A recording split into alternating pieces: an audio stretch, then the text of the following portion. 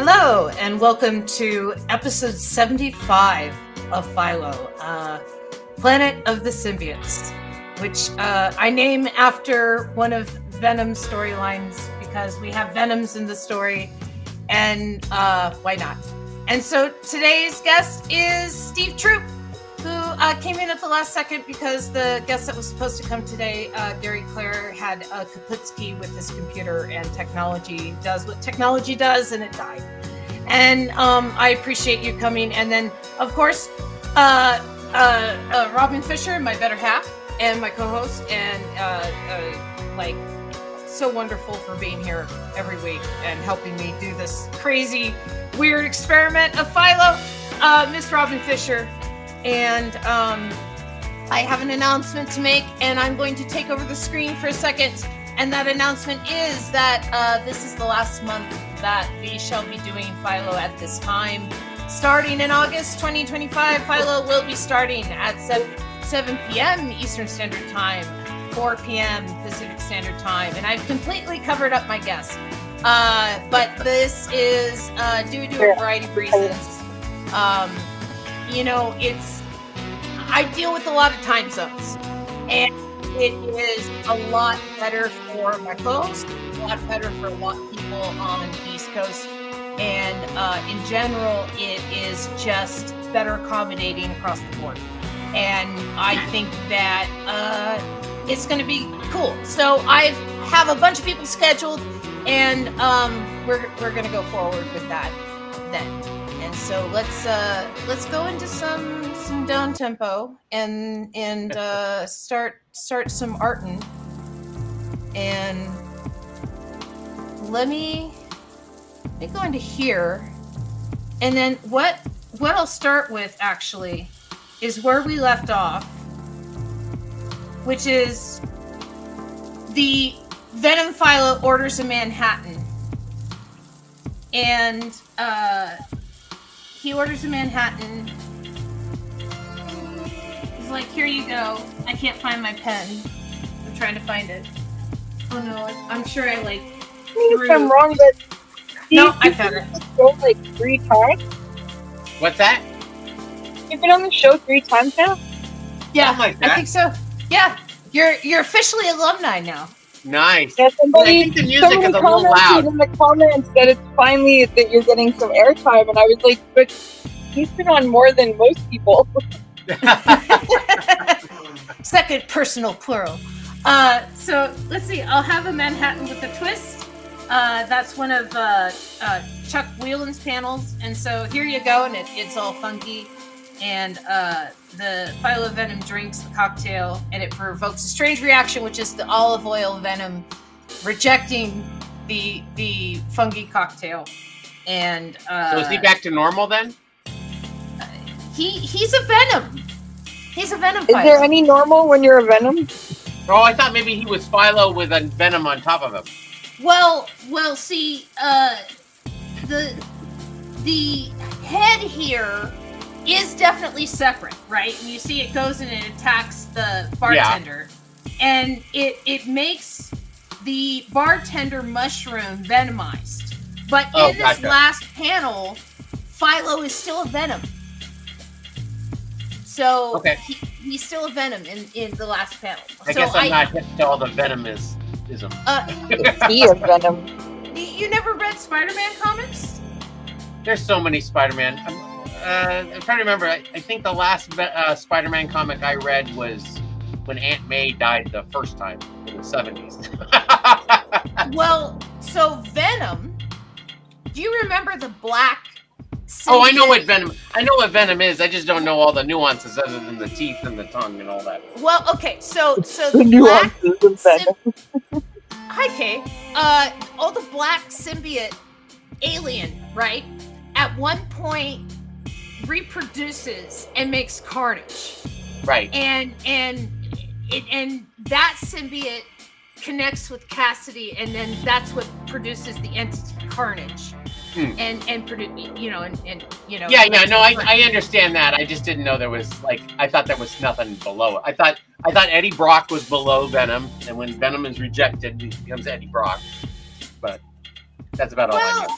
Well, they're. It's a symbiotic relationship, right? Yeah. Like Venom has like integrated into Eddie Brock's DNA, and like has made Eddie Brock bigger, stronger, faster than he was. If you lose a If tapeworm, Eddie Brock is like, bitch. Yeah. Well, anyway, it doesn't matter. It doesn't matter. So what happens next? Where do we love? What did we leave off on? I'm sorry. So the last panel was what? Okay, so the last panel. It looked like a sea of venoms to me. That's right. The Okay. last panel is that the mycelium gets venomized through. Oh, right, the mushroom. Oh, you know, because you know what that looks like? It makes me think of you know, those characters from the back, those big circles with the huge teeth. I don't remember what they're called. I don't remember what they're called too, but I remember the critters that you're talking about. From the Max? Yeah, they were the big circle heads with the giant teeth. I don't know. I was just trying to draw like venom critters in the mycelium. So, fun fact, I have actually the letterer for the Max Annual number 3. Ooh.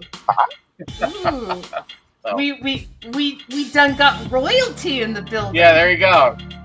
Do you Tell us want more about that? Do you want to tell? Well, let me tell you the story. So I was lettering Melonpool in color, and Clydine said, "Hey, tonight I need somebody to letter the Max Annual number 3. Here's the script," and the script was just this rambling flow of consciousness thing, and as some Keith would want to do, with a bunch of misspellings in it. So I had to go through and he would constantly use your instead of your, you are or whatever, all the way through. So I was fixing all that and figuring out what thought balloon went to what character, and I did the whole thing. And at the end of it, I got a credit. And Clydine was like, "I want to make sure you have a credit so that when you go off into the comic industry, you have this to go."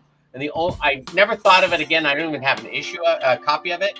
But years later, I was at the San Diego Comic-Con, and this guy comes up and he's like, "Oh, I know your name. I know Steve Troop." And I go, "Well, do you know it from, Melonpool? No. Do you know it from Attack of the Killer Tomatoes? No. Do you know it from, this? No." And I thought, and I go, "Do you read the Max?" He goes, "You lettered number 3. I'm like, "Oh my God, this is crazy." Yeah, well, the Max has some very stringent standards. Yeah. So, well, anyway. We had one suggestion, which is the venomized shrooms start singing. So I took panel number 1. You can do panel number 2. What happens after they start singing? Well, Bluto comes. No, I'm just kidding. I'm teasing.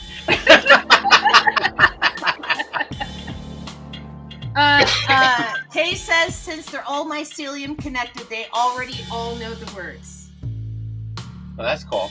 So they create a giant course line. Yeah. Can we draw that? Yeah, I think that's your panel. Okay. Yeah, so I think I'm gonna have the mycelium all singing. And how did you get the job at Attack of the Killer Tomatoes? I was working in a hardware store, and oh my gosh, why is this so difficult? Sorry, let me get to my real stuff real quick, and then just a second. I'll tell you the story. I don't know what they're singing. All right, there we go. So I was working at a hardware store, and I used to draw comics in the break room during lunch, and my boss had always wanted to be a Disney animator. That was his one restoration. Why is that not? Oh, there we go. Okay, so he had always wanted to be a Disney animator, and so he saw in the local San Diego Union that there was a company that was looking for animators in San Diego, and so he said, "Hey," so he went down that day and he applied, and he goes, "Hey, take the rest of the day off. I want you to go down there and apply for this job as well." Okay, so I go down there. Oh, boss. Yeah, so I go down there. I get the job. He didn't, and so I was the youngest one. I turned 19 the second night I was there. And I was the youngest person on that staff for the longest time.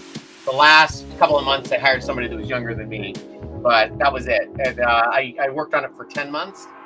And what did you do for them? I was originally a background painter, and then they found out I was colorblind, so they kicked me off of that, and they put me in as an in-betweener. So I was an in-betweener, and I worked with Doug Knaple, who was Earthworm Jim's creator. Prior to that, I was his in-betweener. So I have an Earthworm Jim action figure. Awesome. Hey, what was my thing? It was they form a chorus line. They form a chorus line because they all know the words. For some reason, and obviously you don't have to do this, but I was thinking the song that they were singing was "Don't Mess with the Missionary Man." You know that Eurythmics song, "Don't Mess with the Missionary Man." That's good. But I like thought Mushroom Man, don't mess with the Mushroom Man. I was thinking "We Are the World." Sure. But, you know. Or "It's a Small World." That's pretty funny. Yeah, I'm gonna kind of give them all like Hey, Rob. hypnotize though. Good evening, Rob. Yeah. Hello, Rob. Yeah, they're gonna all have like hypnotized eyes.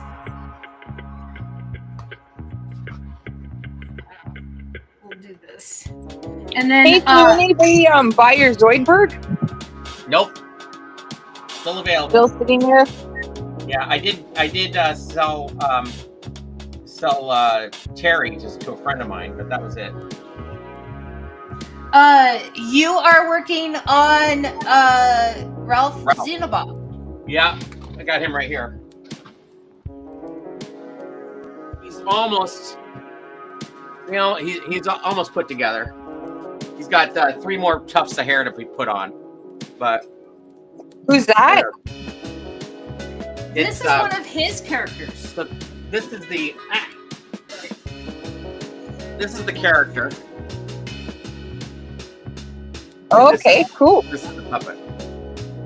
And that puppet the original puppet was stolen.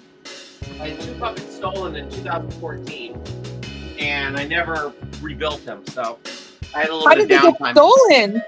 Did someone break into your house? Somebody broke into the shop that I had with BJ Geyer, the first weekend we were there, and somebody kicked in the door and stole 2 puppets. Ralph, and then another one of my puppets, Sam, and a saw, and that was it. And I think what it is because those puppets were really tight. I think they put them on their hands and they got stuck, and they freaked out and left before they stole anything of value. Because all the Glee puppets were in the other room, and if they had gotten those, we would have been out for like $30,000. Wow, good thing you were lucky. The only time I've had a break-in my life, knock on wood. Where's wood? Oh God, there's no wood around me. Oh, I will knock on this wooden paintbrush handle. The only time I've been broken into, I was living in this apartment right by the metro station in Vancouver, one of the metro stations. And I lived in this apartment with these 2 guys, and they were musicians. And one guy had the biggest CD collection I'd ever seen in my life. And he had all these amazing guitars and turntables. The other guy was a bass player and had about 4 different bass guitars in his room. And I was painting my room, and I was at the front of the house, and they had managed to get around the house, go into the backyard, and break into the bass player's bedroom, and they stole all of his bass guitars, but they never got any further because I was in the house, right? So the other guy has all his CDs and all his other stuff, it's untouched. But meanwhile, they come home and find out what's happened. I'm upset. I'm like, I was in the house the whole time.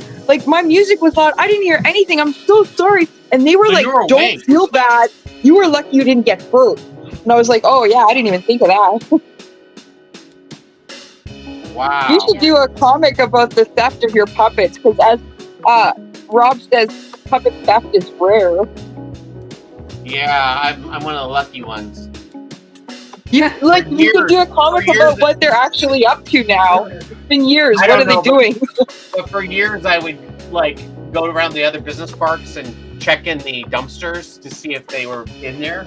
You know, just for like probably 2 years afterwards. And I would check Craigslist like once a week to see if there were any puppets for sale. I don't know.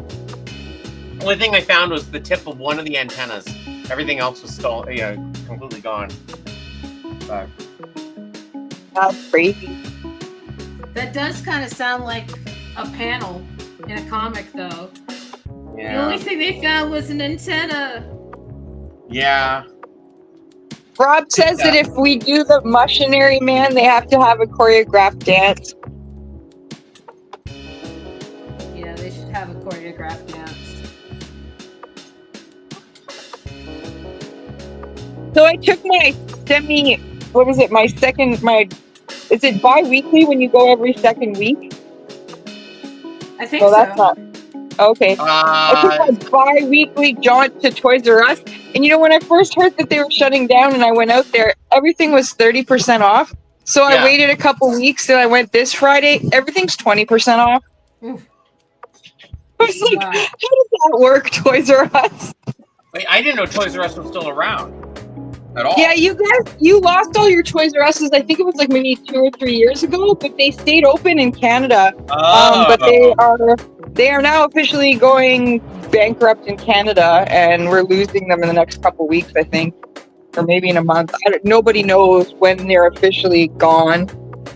Hopefully, they don't do like we had we had like a how you guys had like Virgin Records and stuff. You could go to Virgin Records and get music and all sorts of stuff. We had the same thing. It was called Sam the Record Man, and it was actually quite a famous Canadian, a proprietor. Like he was he was national. Like there were Sam the Record Man stores across Canada, and like it was just like this sort of Canadian thing, right? He went bankrupt. His company went bankrupt, and my friend Robin was working for them, and they said that they would take care of their people. They're just selling off the stock. Like you're safe until the store closes. We'll let everybody know. But they didn't. They were a Canadian institution, and one day Robin walked into work and the doors were locked, and they screwed a whole bunch of people out of paychecks. Wow. So when you're going through bankruptcy, you can't trust anything they say. So with Toys R Us, it's only a matter of time before I'll show up and they're gone. So that's why, I don't have a car, so I bust out there every Friday after work to see what's going on. Wow. Somebody did take advantage of the sale, because one of the things I was looking at was, they've got those Lego flowers now that you can make like Lego plants and flowers and things. Have you guys seen those? Yeah. So they've got one that's a bonsai tree, but you can put cherry blossoms on it, but the cherry blossoms are made out of pink frogs, like their little pink frog thing. And it's a $70 Lego thing, and I was like, waffling, but someone bought them at 20% off. They were all gone when I went in on Friday. Someone thought 20% off was a good deal for those. Oof. I don't know. Being waitstaff is pretty bad.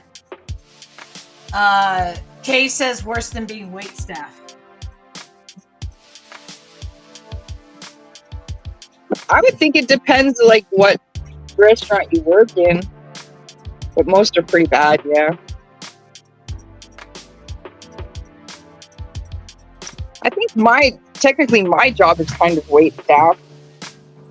Wait on people to see what they want at the butcher shop. Follow them around until they're done. Sounds like working at what was the name? Radio Shack. Radio Shack, I felt like their job was to just follow people around and make sure they're not stealing anything.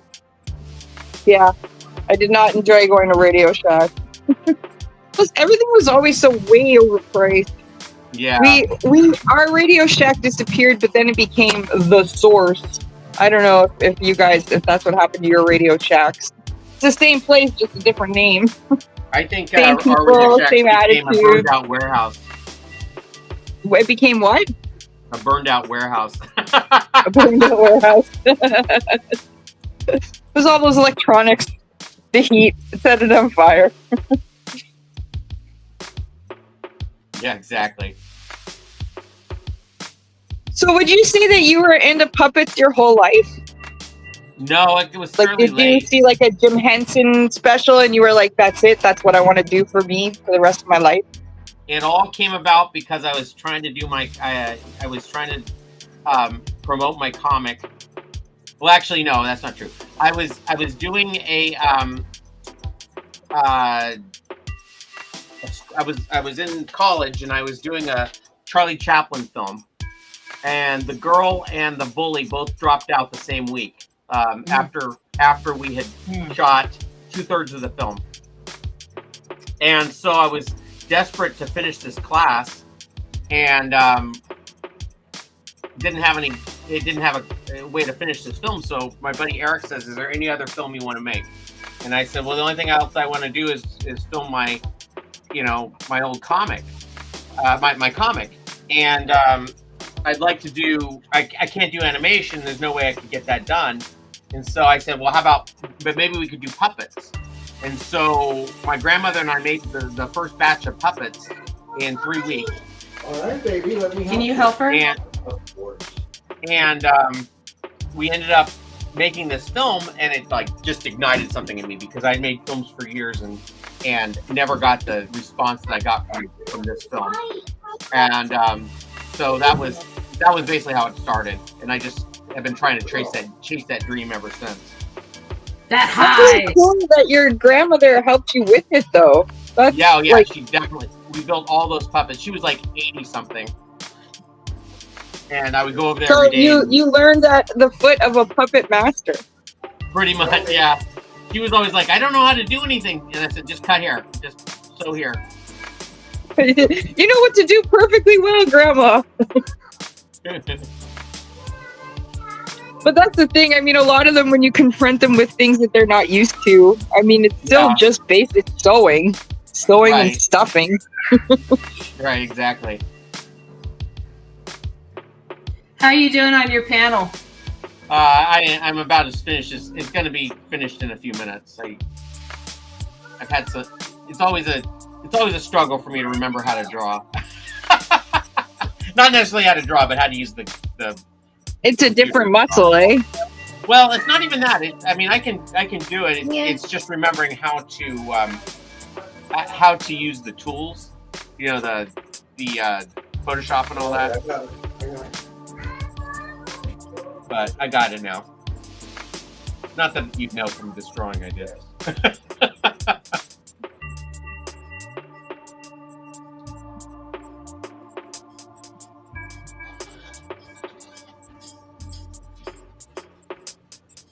Did you ever do any schooling for your puppetry, or did you just teach yourself everything? Did I ever do what? Schooling? Like go to school for puppetry? Like No, learn I any... kind of taught myself a good chunk of it, and then I ended up this puppeteer BJ Geyer saw me online, and he taught me kind of a good chunk of it, as well as a bunch of other puppeteers that were built. I was working at the same time. They hired me to do designs on those Nike commercials with Kobe and LeBron as a designer. Oh wow, yeah. And so I was exposed to a bunch of different puppeteers doing that. And so I like used Crash Course at that point. And basically the way I build is kind of based on the way all those guys built. So. Do you find that the build of puppets is different from country to country, would you say? I don't know. I know that there are different techniques that different countries do, as their thing, but I don't know. I mean, it's not maybe country to country as much as TV has one discipline, film has kind of another, stage has another. It's kind of like, marionettes are their own thing too. It's just like that's kind of the breakdown, I think, more than country to country. Well, I mean, the Henson studio broke that line a lot. Yeah. Right. We have people in the comments lamenting about Radio Shack. Amber, you have a very adept go-go dancer. They swapped, but earlier you Yeah. had a go-go dancer. Yeah, I know. He's just doing his thing. Yeah. Is he listening to the same music as us? Like No. Oh, okay, No, it just didn't he's look like just- he was, so it was cool. No, he just sees the camera on and he's just going, "Oh, I'm gonna go dance in her stream now," and you I was know, dancing because I was eating. because Well, I mean, the Venoms are dancing, so why not? Yeah, exactly. See that? Yeah, Rob said special effect puppetry is different too. For example, kabuki puppetry, and that's what I was thinking about. Was like how in Japan the puppetry is really different than here. Yeah, or how I'd Bunraku imagine, and like, all that. Yeah. Let's see. Okay. and like in India, they do like a whole bunch of shadow puppetry. Like that's their like I think dominant Yeah, style definitely of there are, puppetry. but I think where I was getting at is that we all steal from each other. So like I've done Bunraku, Oh, yeah. I've done some Rod stuff, and that sort of stuff. Okay, there's my beautiful drawing. Terrible as it is. Oh no, you can't be ahead of me. That's not cool. Well, I mean, Well. you did just draw like 20 million mushrooms. So, like, I know, but it was a crowd scene.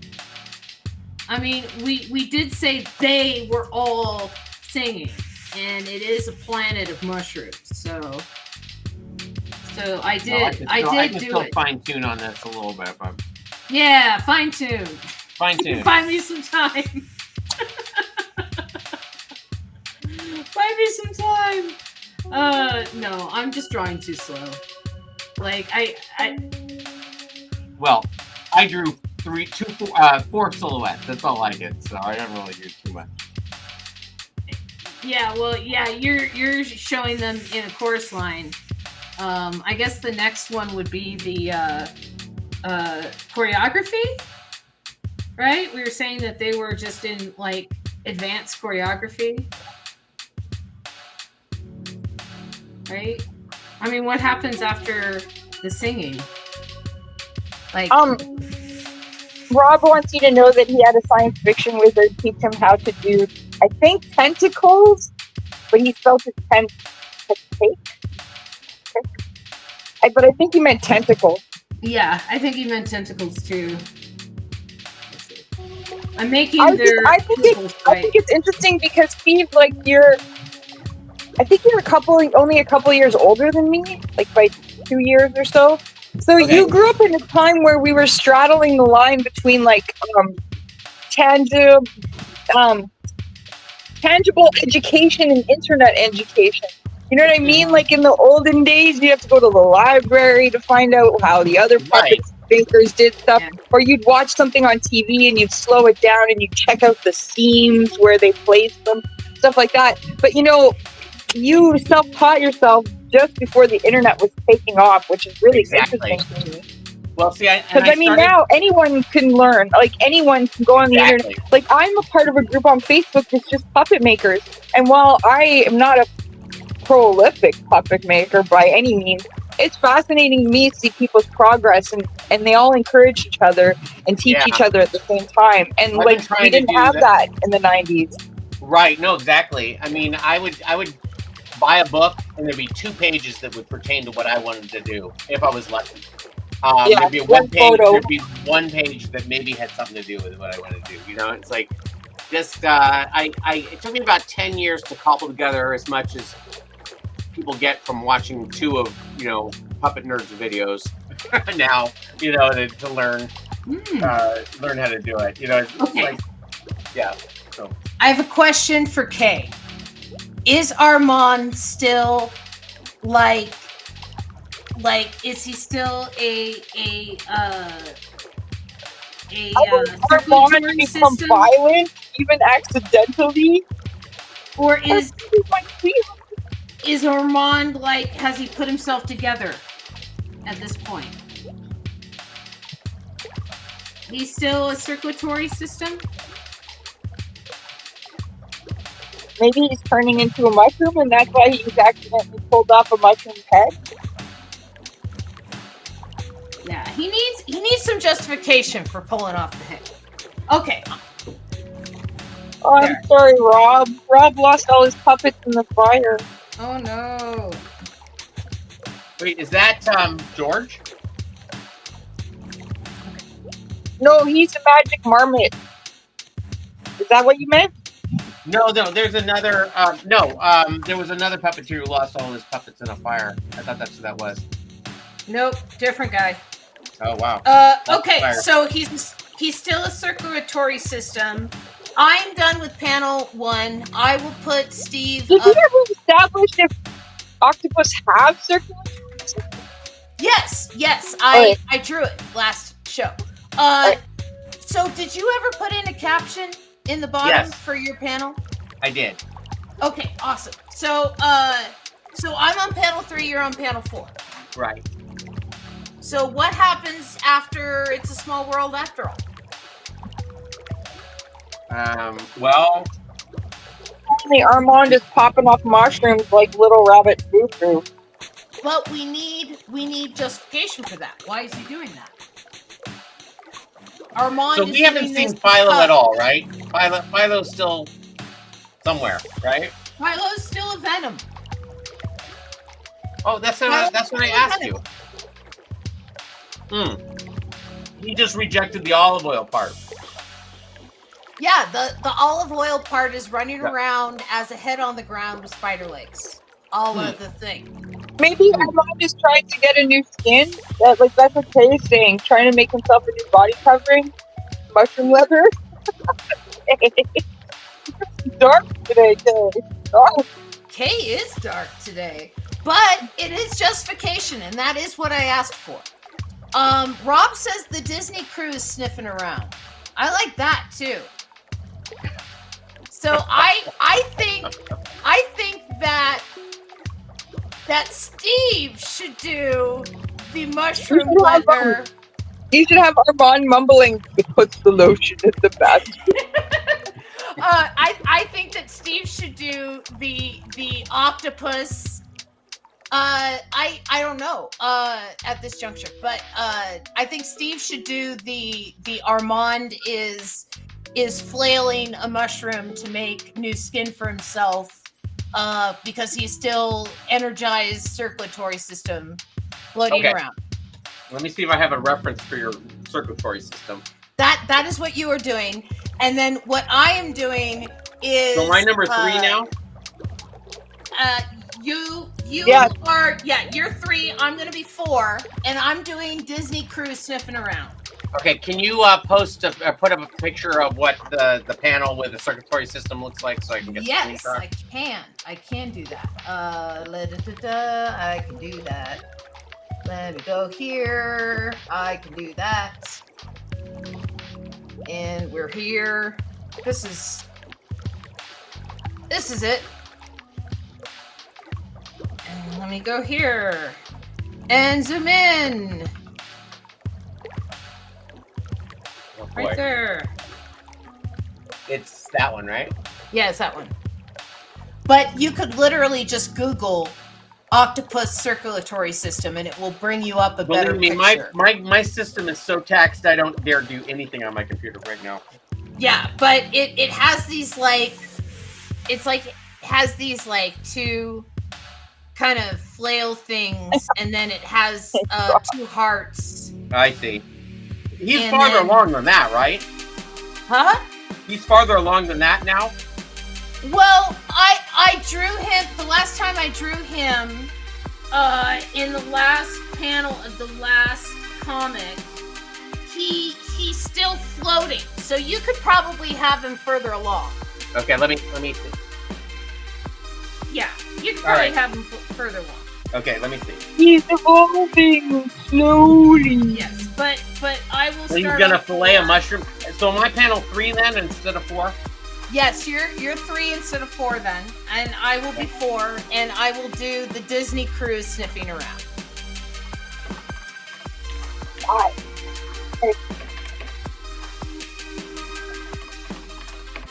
The Disney cruise sniffing around.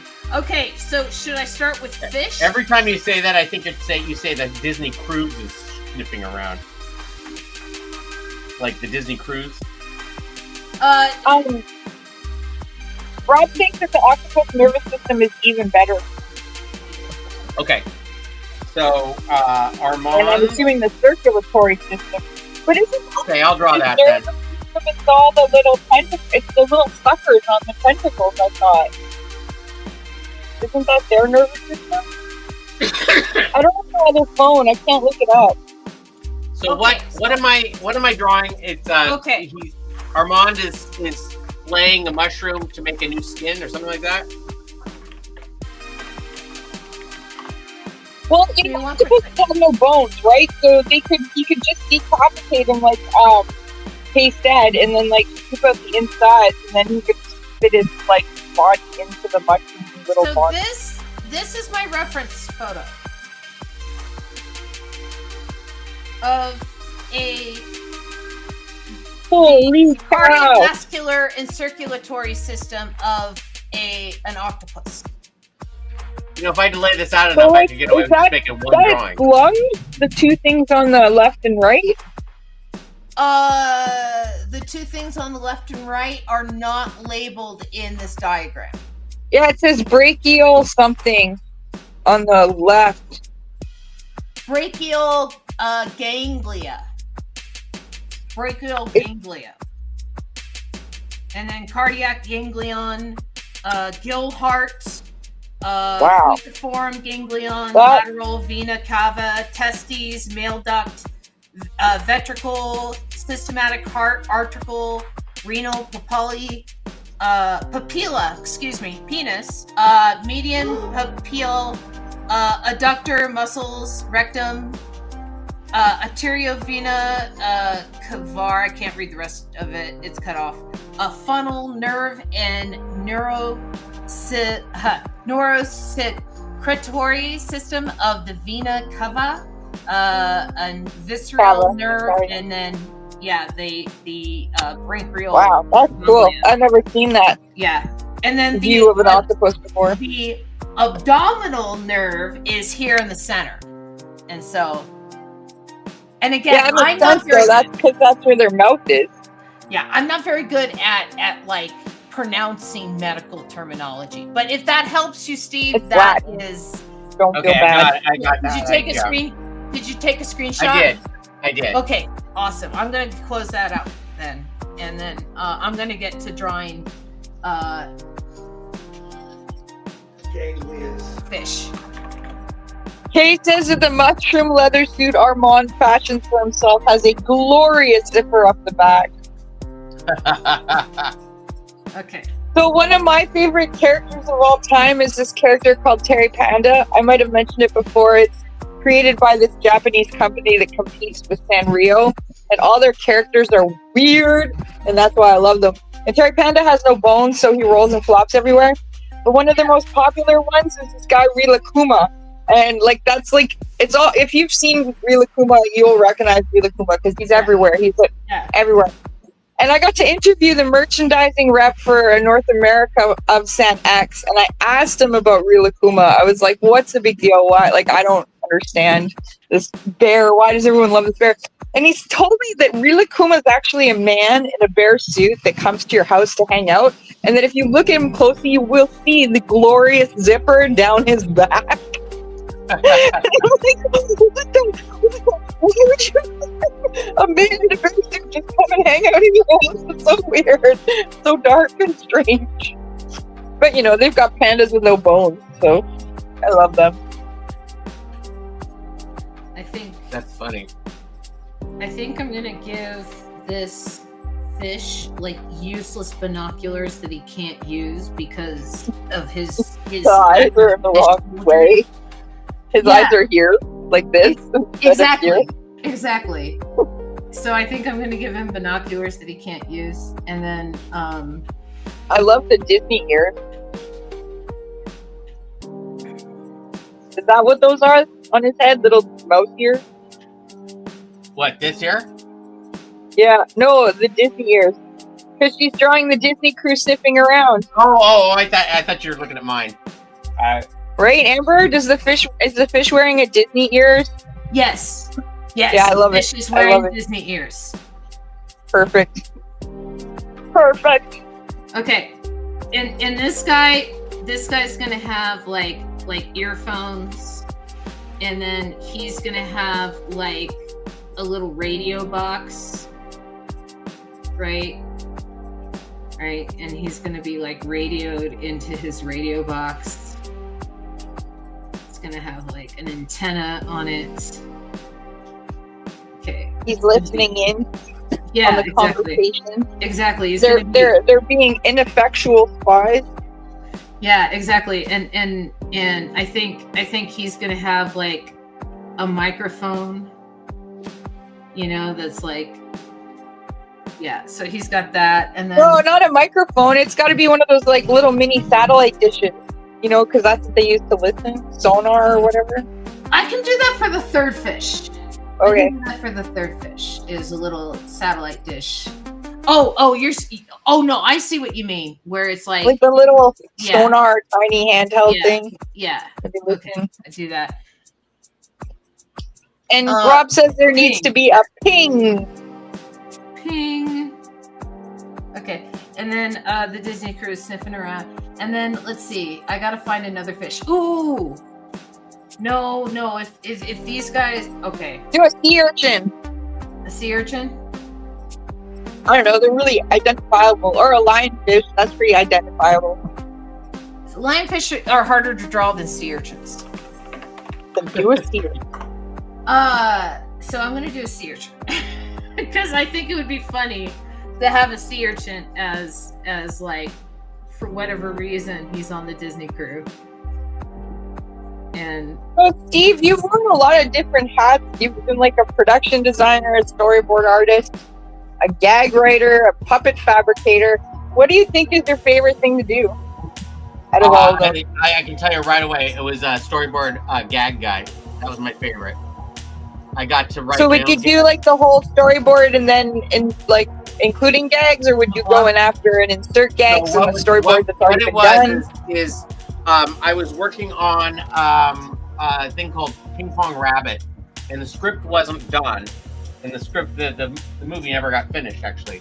But I would sit there next to in the storyboard department, and I would just kind of riff and come up with gags the whole time while they were drawing, and I was drawing too. And eventually, the storyboard artist Phil Niblink that I was working with said, you know, he told me this story. He's like, "You ever watched the Mickey Mouse Club?" And I said, "Yeah, when I was a kid." And he goes, "There was this guy Roy, this big fat guy that was on the Mickey Mouse Club." And I go, "Yeah, I always wondered what the deal with him was." He says he was an old Disney animator that nobody wanted to work with, but he was the most brilliant gag guy in the place. So what he would do is he would, while they were doing the shorts, he would come in and he would they would draw the storyboards during the night, and then he would come in at night and he would add gags to the finished storyboards, and then that would be where all the funny stuff came in. And they all loved working with him as long as he wasn't there bothering them the whole day. And so so he would draw all these things, and he goes, "You're as good a gag man as him. You should be the Roy on this movie." Well, Nice.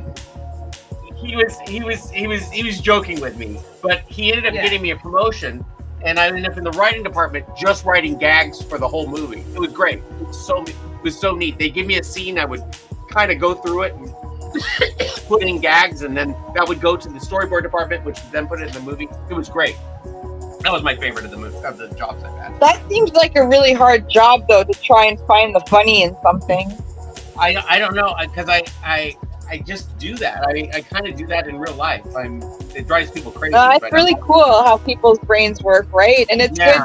I mean, it's sad that it takes a while for people to find out what they're really good at. Like, I know it took me until I was 30 before I realized, oh, these are the things that I'm really good at. I should lean into them. Well, that's the only job that I've been able to do that with. I ended up also working on the kind of horrible... Well, no, before you continue, what happened to Ping Pong Rabbit? How come it never got finished? Did they lose funding? Well, it mainly had to do with the Chinese company embezzling funds. Say no more. That's very Yeah. clear. Basically, I didn't know what this was before this, but there's this car called the Maybach. You heard of this? It's like one of the most expensive cars ever made. In fact, you buy it and then you don't drive it. You have somebody drive you around in it. Well, they decided the owner of this thing, decided the way to publicize Ping Pong Rabbit the best would be to buy himself a Maybach and drive it around China. That was basically it. So anyway, yeah. There's a lot of things you can get away with in China. There's a lot of things you can't, but there's still a lot of things you can't. So anyway, yeah, that was that. But I mean, a couple years later, Phil called me up and says, "What are you doing?" And I was at that time I was working in advertising, and he said, "What are you doing?" And I said, and it was during COVID too, and I was like, "Oh, not just just working." And he goes, "I'm working on this Pete Davidson version of Marmaduke. Do you think you have time in your schedule to write gags?" And so I wrote gags for that one too, which was great. Kind of unofficial. I mean, I was in the credits. I storyboarded out the entire end credit sequence, which was kind of fun. Aw. Yeah. See? That's painful. So, Rob's got a really good idea about a side story about the sea urchin if we need another panel.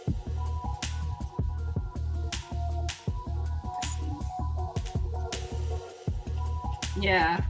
About I want the to name flash of the forward theater. about 15 years so we can get out. So Get he said he did a whole thing about it. He said the sea urchin's name is Lynn. They identify as non-binary and they like to be alone. They are antisocial, but a complete savant around signals intelligence. And I think that should be the next panel. Okay. So we're gonna just focus on the sea Why not? urchin. We're not going to focus on For Philo at all. one panel.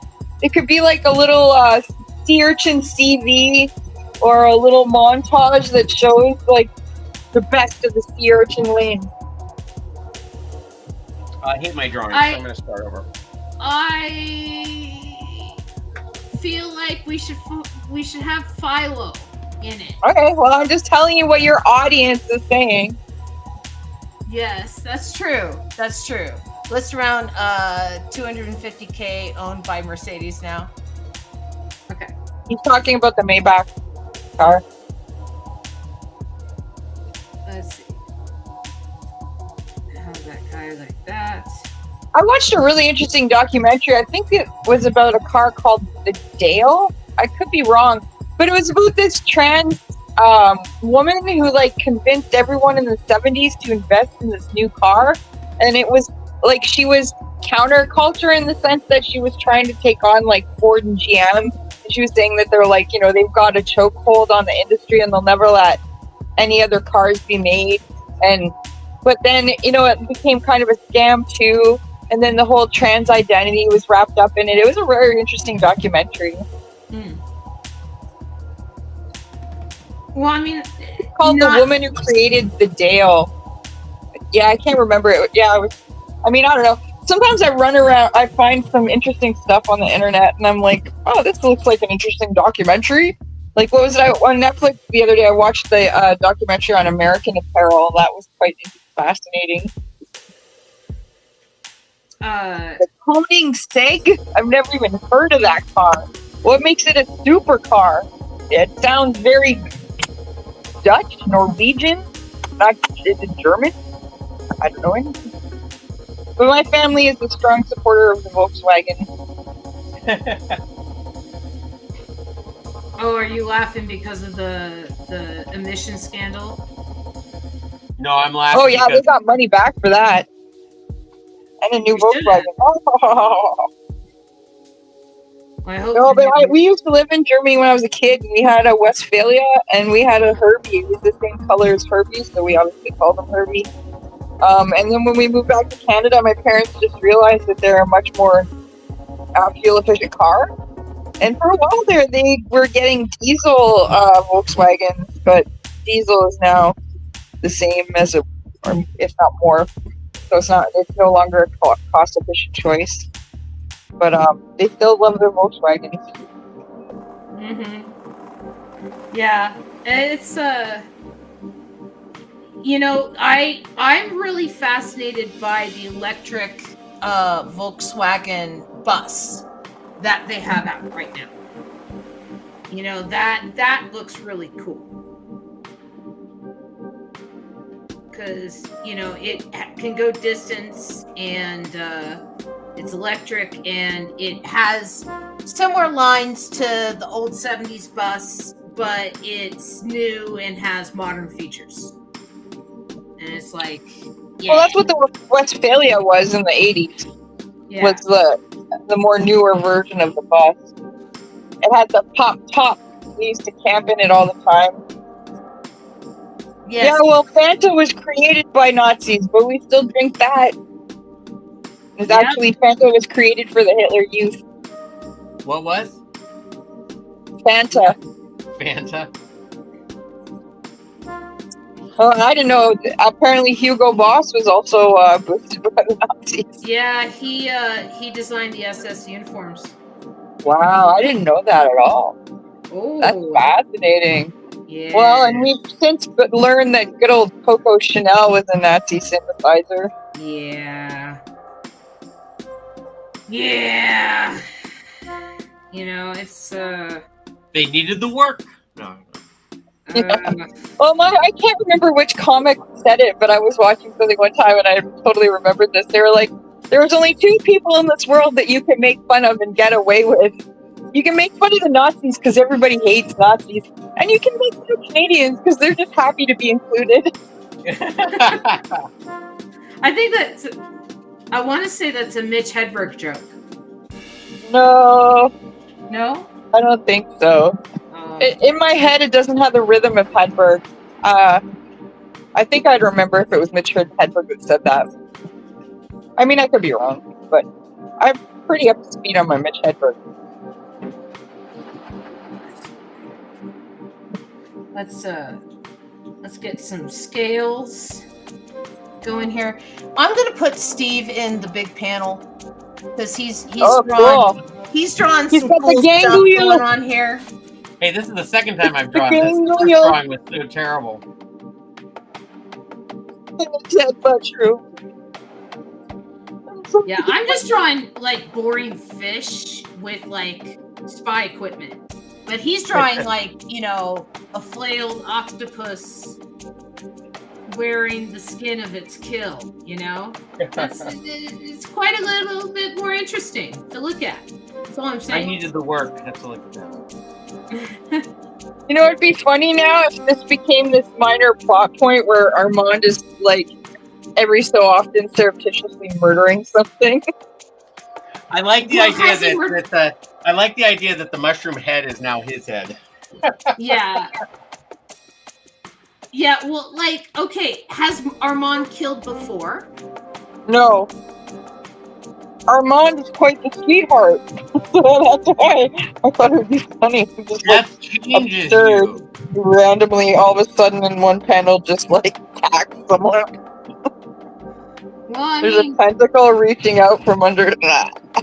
There must be a reason. Maybe it's like super painful to not have your skin. Right? All right, like I'm all about like there has to be a reason for things. You know, so if he's like, it's super painful, your skin. I must flail something. Like, isn't that... Is our mushroom friend appalled by the carnage? I don't know. We haven't checked in with him in a while. He is still doing the swamp thing. And so we haven't checked in with him in a while. And then the dog last we saw was Bones. And we haven't checked in with the dog in a while. You feel so exposed. So maybe we should check in with the dog. Maybe we should check in with our mushroom. You know, because the dog last we saw was Bones. I don't know if the dog is just kicking at his bones for a while. because bones are kind of fun to draw. But I don't know if that's just me.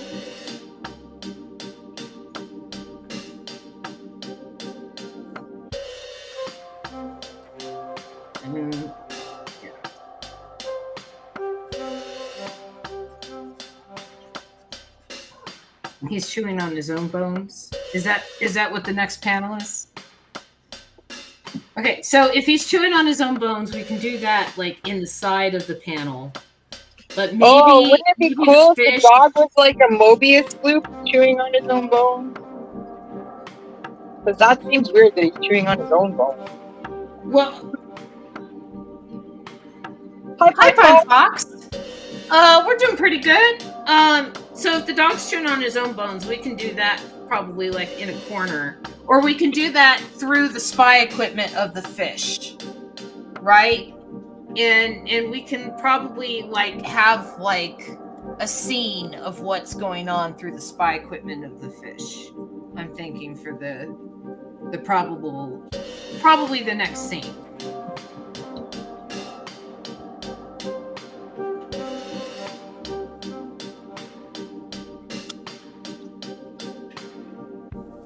Do this, and then I'll give him some headphones. The only one that doesn't have ears is the urchins, and I think it's just really hard to give him some. Oh, you could balance the little one, like a little mushroom or mouse hat on one of the spikes. Yeah. But it'd just be at the top of one of the spikes, like just kind of hanging off. I don't know. Because you're right, it'd be really hard to put mushroom ears on or mouse ears on the sea urchin. Yeah, like maybe like this, and then we'll just kind of have it just kind of wrapped around the spikes there, like that. Or the mouse ears could be on top of the sonar. Now we'll do this. Oops. And then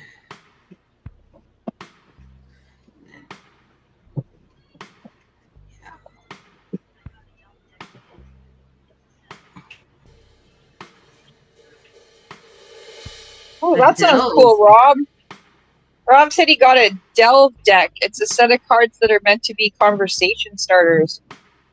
Is it open? Can you give us one example? Just one?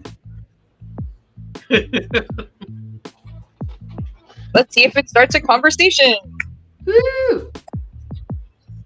No, I'm just curious what it's like. When I was in Toys R Us, I noticed that the guy that does the oatmeal has like 10 different games out now. Like he started out with exploding kittens. Yeah. And there's like about 3 different versions of exploding kittens. He's got this one where you like throw tacos at each other, soft tacos at each other. There's like, he's got like 10 different games out. He's really made a lucrative side business out of it. Well, his games are fun and people enjoy playing them. Yeah, his games are fun. But his comics are hilarious. I have like 3 of his comic books. Okay, I'm gonna call this done of the Disney cruise sniffing around. And then it puts the mushroom on its skin, or else it be the hose again. It be the hose again. What was this quote? Yes. It puts the lotion on the skin, or else it'll be the. Or doesn't it get the hose again? Or else it gets the hose again. That's good. I was thinking pirate. So one of the questions Rob's got in his delve deck is, what did you hate as a kid but you love now as an adult? That's a good question. I really have to think about that for an answer. Tequila. No. I hated tequila as a kid. Every time my mom put it in a bottle, I hated it. What did you hate as a kid but now love as an adult? What did you hate as a kid but now love as an adult? I really have to think about that because I'm pretty steadfast in my hatred of things. You know, like I'm never gonna like cream corn. Didn't like it as a kid. Still don't like it. MASH. The Hated TV it. series? Hated it as a kid. Hated it. Didn't get it. Right? I thought it was boring. As soon as it came on, I got up and I walked away. Right? And this man, Mr. Steve Troop, had the whole thing on DVD. And I sat down and I watched it in his living room. And That's right. and it was good. And yeah, it was The good. best thing about that first set of DVDs is that you can turn the laugh track off and it becomes an entirely different show. Whoa, that must be startling. You suddenly realize what a genius McLean Stevenson was, because all of his best jokes were covered up by the laugh track.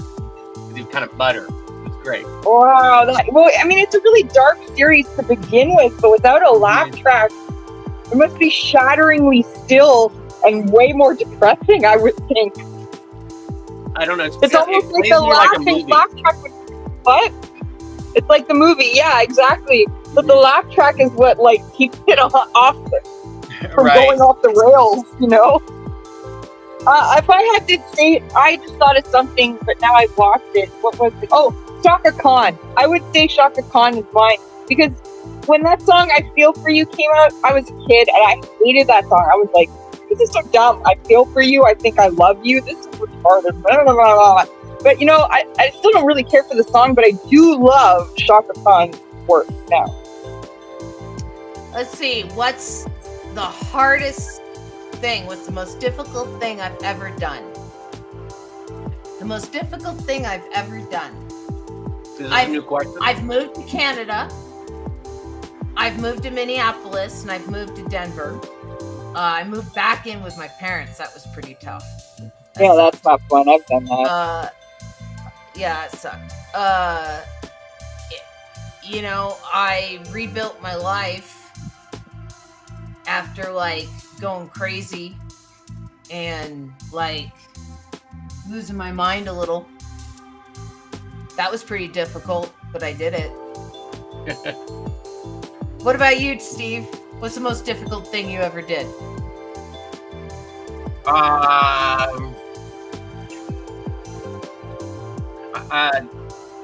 I think what I've been trying to do for the last 2 years, which is find something else to do that isn't completely affected by AI.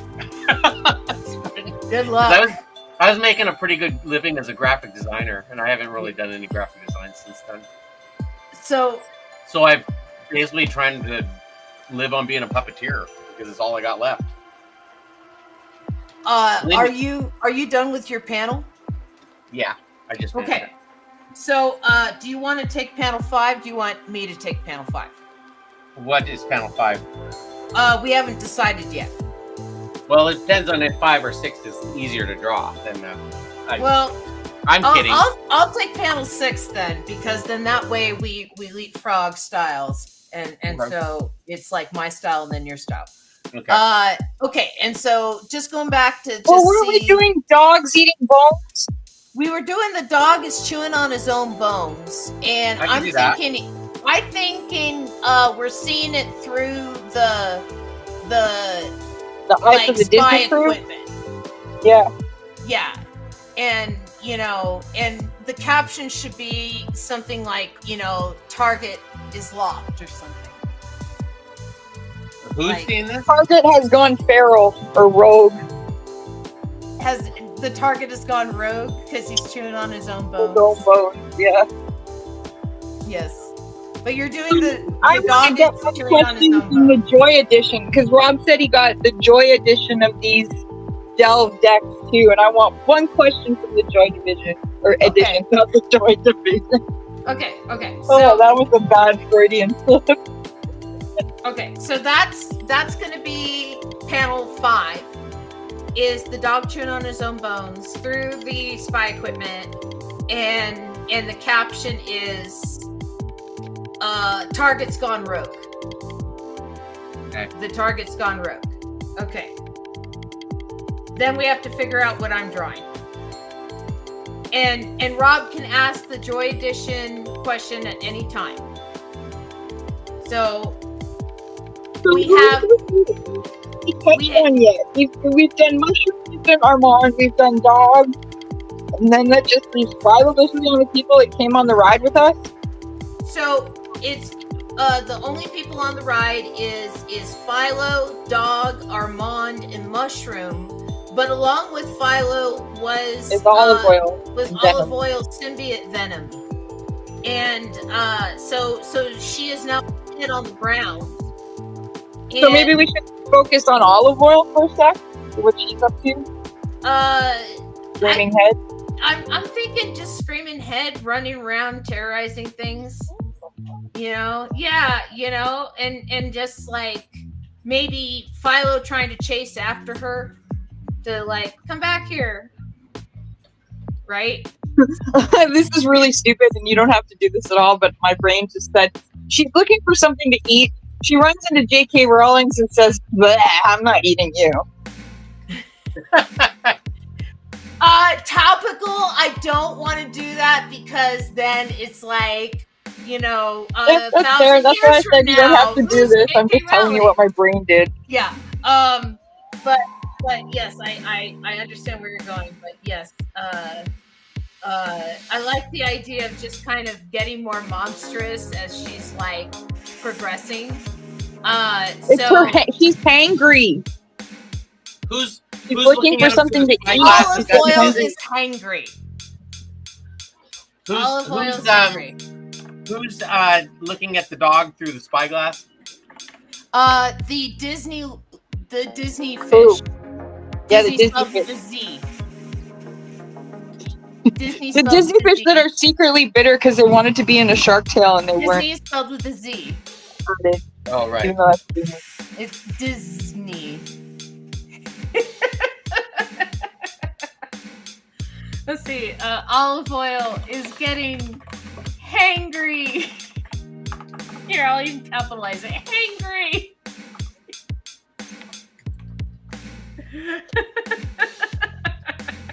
I know exactly how to draw this because Ian gets hangry. I know exactly how to draw this. And I have to bring up an olive oil.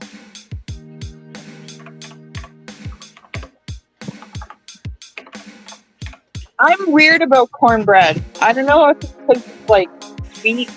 I'm not really into sweet bread per se. I mean, I like cinnamon buns and cinnamon raisin toast. The cornbread is, it's funny because I had it when I went to Toys R Us because there's this place called Montana's next to it. And it's like a rib joint and they serve cornbread. And I tried it again. Like I keep trying it. I don't really like sweet cornbread. So I will not be putting cream corn in cornbread. Maybe it's just a southern thing, but I guess lots of northern families like it sweet. Asking you guys. How do you guys feel about cornbread? Amber? Steve? I love sweet cornbread, and I didn't want you to yell at me for saying I like it. Why would I've never yelled at anyone? Everybody has their own taste. I like it. Okay, I like it with chili and beans. And That'd be a good dipping vessel, yeah. yes, and I think it's I fantastic. prefer French bread with my chili beans. Yes. You like a taste of all continents, all cultures in your. No, I'm just addicted to baguette. Give me that baguette. I love baguette. Nothing tastes better than baguette. Like the other day when I was at my job at the old folks' home, the cook made some homemade bread. It was all right. It wasn't terrible. But I'm just like, baguette. What is it about baguette that makes it so good, that bread? When it's fresh, it's just everything's soft, but it has this nice crisp Well- outside. So every bite has a good mix of soft and hard texture. Mhm. And my dream, when I think about the future, I wish that it would be like Star Trek where you could get like a little, well, actually not like Star Trek, I guess, but you get a pill that tastes as good as baguette, but with like none of the carbs. Crispy and soft, what I like to call prompt. We would have world peace if we could only make a pill out of this baguette. I Nobody remember got reading fat, but it had all the yumminess to it. there was a Star Trek novel that I read when I was like a kid, where it was someone from the 20th century that ends up in like the world of Star Trek during the time of like Next Generation and stuff. And so their first encounter with synthahol is that they were trying to drink themselves like silly, right? And they can't, because synthahol won't let you get above a certain buzz point. It just won't. Right? It just your body just won't metabolize above a certain amount of synthahol, because that's just how synthahol works, right? And so he's like down like 12 of these beers, and all he feels is like buzz. And then someone explains to him synthahol, and he's like, fuck. I think that's Why would you do that to me? So this is the Star Trek nerd that I am. I think that was a novelization for Relics, the episode where Scotty comes back to the wakes up to the Next Generation. They did an episode about it, but they also did a novelization, and I remember that passage about synthahol. But I just remember it was like bottles and bottles and bottles stacked in front of the guy, and in the book, and I don't remember if it was exactly that episode or whatever, but yeah. Hey Steve, what's on your T-shirt? It looks like Paul Rudd. It is Paul Rudd. It's from the 40-Year-Old Virgin when they were sitting playing video games. My brother and I both have this. I gave it to my brother, and he always gives me crazy shirts for Christmas. And so, like, this was the one that year. Was I got him that shirt and then myself, so we got the same shirt. Did you ever see him in is it My Idiotic Brother or Our Idiotic Brother? Yeah. I really enjoyed him in that. That was a good one. Movie. He does a lot of good stuff. Like, I'm not saying his other stuff is bad, but I just like, I don't know, Our Idiotic Brother was kind of a departure, I think, for him, because usually he plays the smart, alecky kind of know-it-all guy. Yeah, I love that movie. In fact, I got that for my brother for Christmas, and my mom's like, that's terrible. You got that for your brother. I'm not calling my brother an idiot. It's just a movie, Mom. Yeah.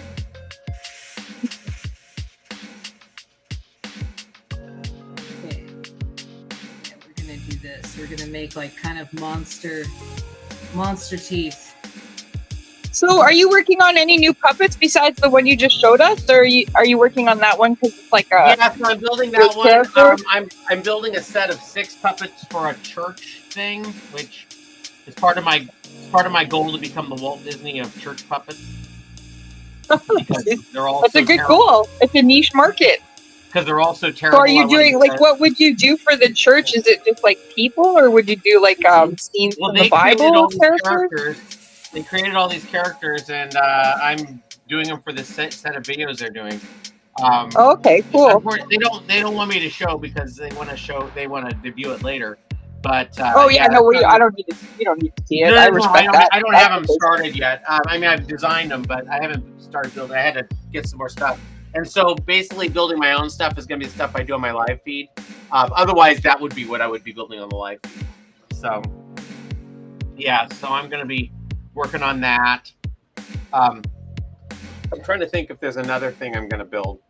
I was also wondering if you were thinking of doing any more of the Futurama characters. Like, what possessed you to do Zoidberg? I mean, Zoidberg's awesome. Well, I did Zoidberg because I was sitting here thinking about that. Oh, the Cthulhu tentacle things. I should build a Zoidberg. I have that fabric. I have some extra foam. I think I can build it. And so it was more of like to demonstrate the process so that I use of like just putting together shapes until I can find the shape and then making patterns off of that.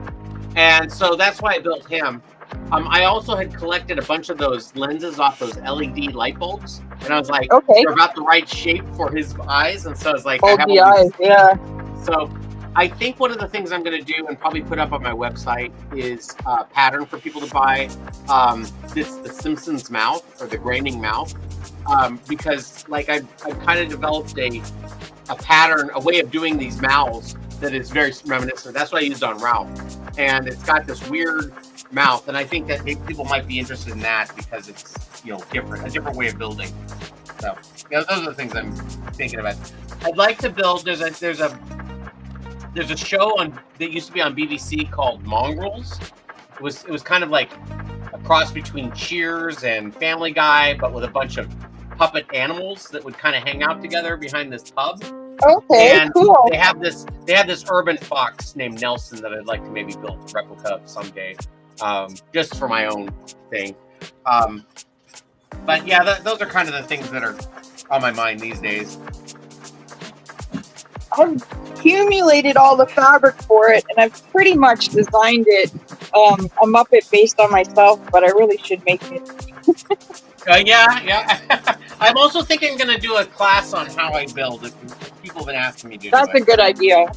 Because honestly, like, people, I think, are clamoring for that kind of material. There's, like, Yeah. so many hobbies I'd love to start, but short of going to a university or a college for it, you know what I mean? Like, used to, it's got to be online tutorials. Right.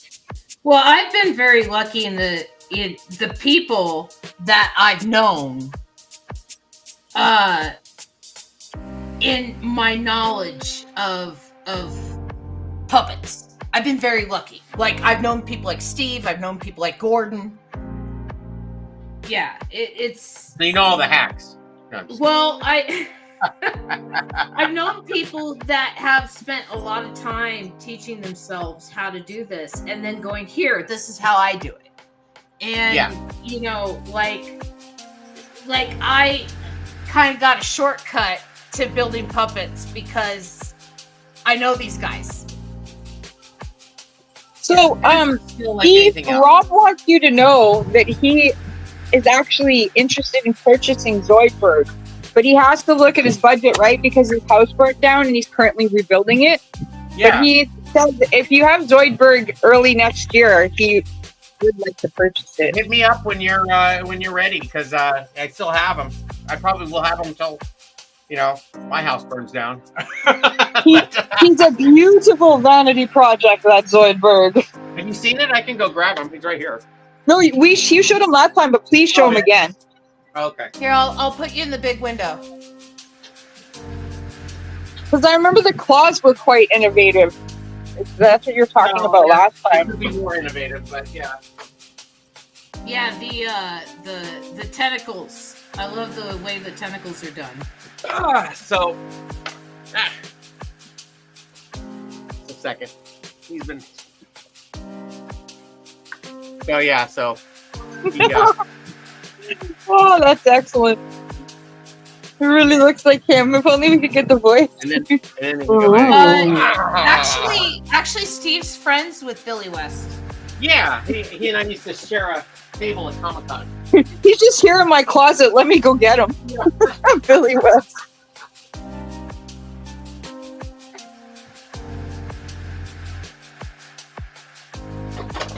So there's Okay. Zoidberg. I'll put me in the big window because I'm coloring. West did he did the brain, right? And Pinky and the Brain as well. No, That was Maurice LaMarche. Oh, okay. He did Oh, Brain. yeah, no, He no, did now I've Brain, seen and it. then Pinky I've seen was- what they look like. So he didn't. No, it wasn't Maurice LaMarche. Was Pinky? No, Pinky is No, Rob Maurice Paulson. LaMarche was Brain. Oh, okay. Right, Right. Rob Paulson. Yeah. So then Billy West must have been one of who did Stimpy. yeah. Yeah, he did. Yeah. Ren and Okay, that's Stimpy how for a I know while. him. Yeah.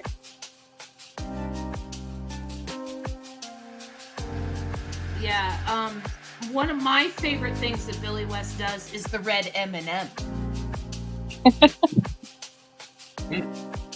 been a while since I've seen an M&M commercial. He also played Bugs Bunny in the first Space Jam.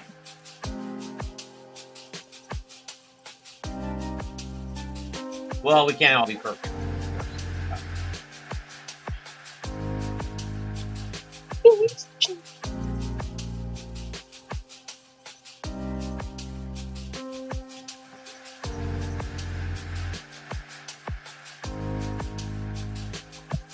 I think Henson is working on something like that, Rob, of creating a puppet glove that collects data performance. Oh, they've had that for years. It's called the Waldo. And Yeah, it's a very. I've never used it, but it's a very like high learning curve as to how to do it.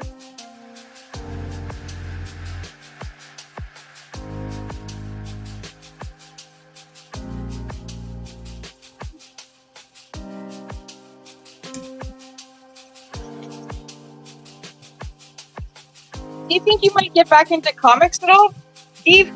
Because you have a whole comic strip that you did back in the 90s. Yeah, and I've been thinking about it a lot lately. A couple weeks ago. You've been thinking about Mayberry Mountain Pool a lot? I've been thinking about bringing it back, yeah, but I can just figure out how to. There we go. That's what I want. Yeah, I've been thinking about bringing him back quite a bit. It's sorry. Here, let me finish what I'm doing here. Would you say that was like an all ages comic, or was it a more like adult comic? Because you were doing it in college, weren't you? I wouldn't say it was. Yeah, it was kind of all ages. I didn't do it too much that was out of the ordinary, but it was the worst you did was reference Girls Gone Wild. Yeah, there's a lot of stuff offline that there would be a character that would take her shirt off camera, and they'd all react to it, that sort of stuff. So good clean fun. Sounds like the Muppet Show level of humor. Kind of, yeah. Let's see. Yeah. Because I also noticed online that you have like 8 different web comics, so I was wondering which one had your heart. I guess it was Mayberry Mountain Pool. Yeah, probably. I mean, I did one called Cryptozoa that I enjoyed, but just never could find an audience with it. I didn't give it much of a chance either. But yeah, she's becoming fun to draw. Definitely. I don't know if I don't know. Well, honestly, I would not want to run into that in an alleyway. That's scary. Yeah.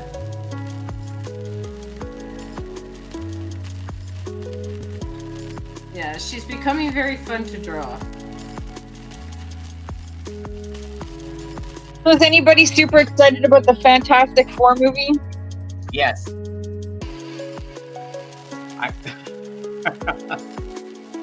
Uh-oh. I'll wait to see what people say.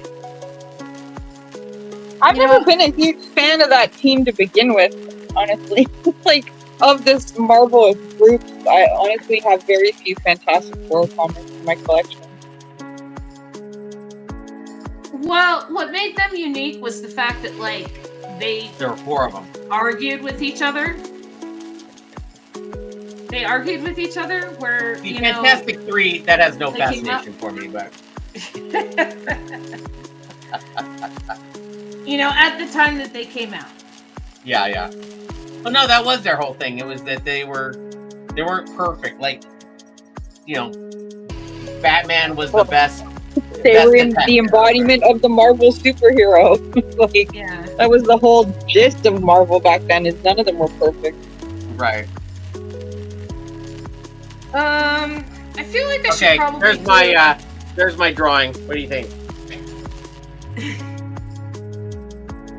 Yeah, me too. I don't know. I mean, I really enjoyed the Thunderbolts movie. Rob says he's done with superhero movies. And then there's also the new Superman that everyone's super excited about. Yeah, I'll go to both of them. Ian's not so excited about the Superman movie. I kind of am because I want to see a happy superhero movie.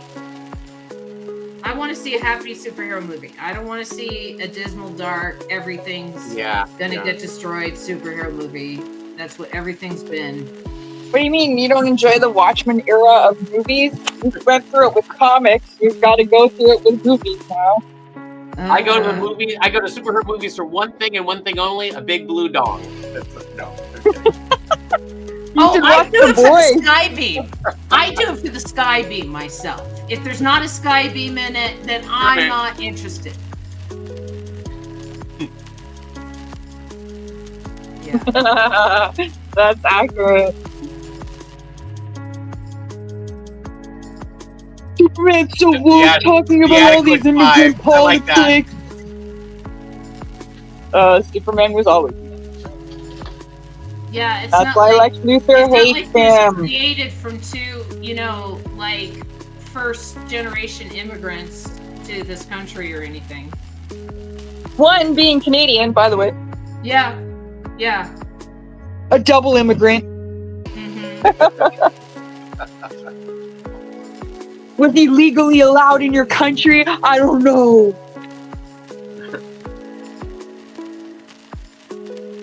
Let's see. I'm just trying to get What are you this. drawing, Amber? I'm drawing. Oh, an that's the evil- olive head. Oh my god, that's horrific. Yeah, that's the olive oil head hangry. God, Well, yeah. there's only 3 minutes till the end of the show, so maybe Yeah. just end the art here. Yeah, that's why I was just kind of adding, like. I did the bare minimum. Thank you very much. I only did about twice as much work as the good person who canceled. Yeah. That's okay. Well, No, I was who did gonna say, nothing. yeah, you showed up. When we needed you, so you did a lot of work. Thank you. Okay, so we have a little bit of time. What I am going to talk about real quick is what I have been spending some time doing, because we are at a good spot, is today, or actually I should say yesterday, I've been drawing in Philo panels from the first story for the replacements, for panels that will be replaced. And so that's what I've been doing. And so these panels are going to replace panels. There's the waitress going 2 drink minimum. And those are the spies showing up with Armand on his Ooh, that's break. nice.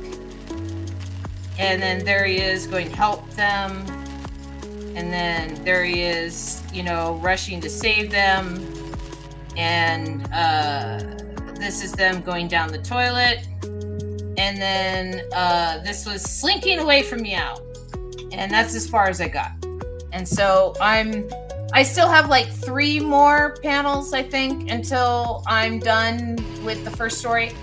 But what I think I'm going to do is I'm going to make the big book of Philo.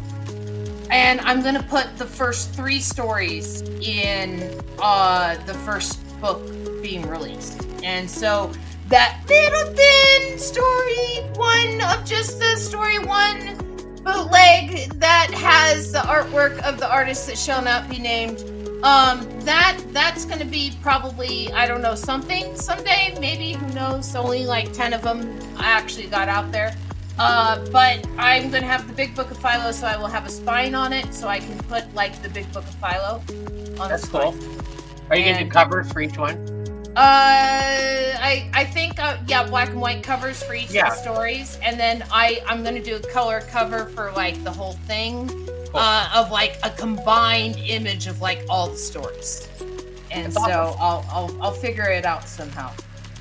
But yeah, so that's something I've been working on, and then the last thing I want to